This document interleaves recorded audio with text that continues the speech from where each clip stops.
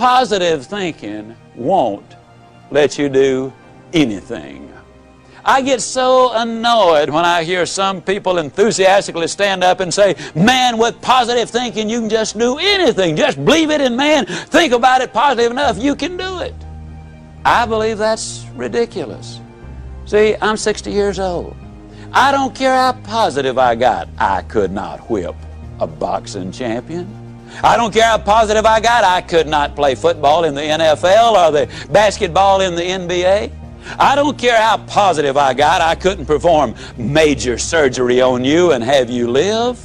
Nor could I give you a lecture on nuclear physics. Positive thinking won't let you do anything, but it will let you do everything. Better than negative thinking will. Now, I know that for most busy people, getting regular exercise is about as easy as climbing Mount Kilimanjaro.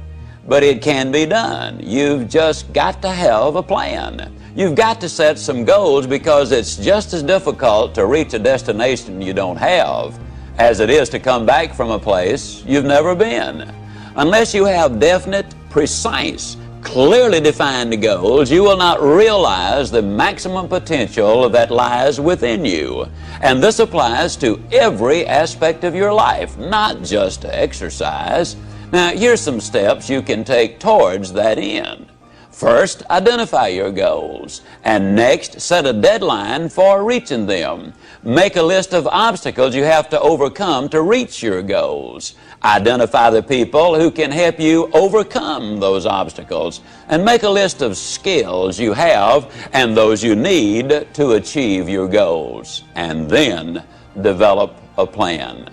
Now, a word about goals themselves. There are 7 different kinds of goals. There are physical, financial, spiritual, career, family, mental, and social. And these 7 types of goals share several characteristics. First, to be effective, they must effect change. We must have some big goals, because thinking big creates the excitement necessary for accomplishment.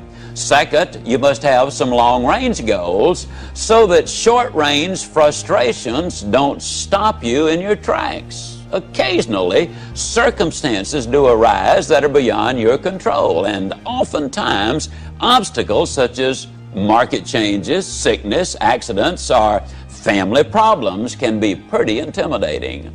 But by keeping your eye on the prize, you will find that the excitement of winning that prize will carry you through the tough times. Third, if you don't have daily objectives, you qualify as a dreamer and not as a doer. Dreamers are fine, provided they build foundations under their dreams by working daily towards them. Often, the difference between the great and the near great is the awareness that making it big means working every day towards our long-range objectives. And 4, your goals must be specific, not vague or general. If you want a new home, for example, know every detail of that house. How many square feet, number of rooms and bathrooms, the shape of the living room, the type and kind of lot, its location. If it's a car you're dreaming about, picture the make, the model, the color, and every option you want it to have. You see, if you want to reach your goal, you must see it, be able to smell, to touch, and to taste it.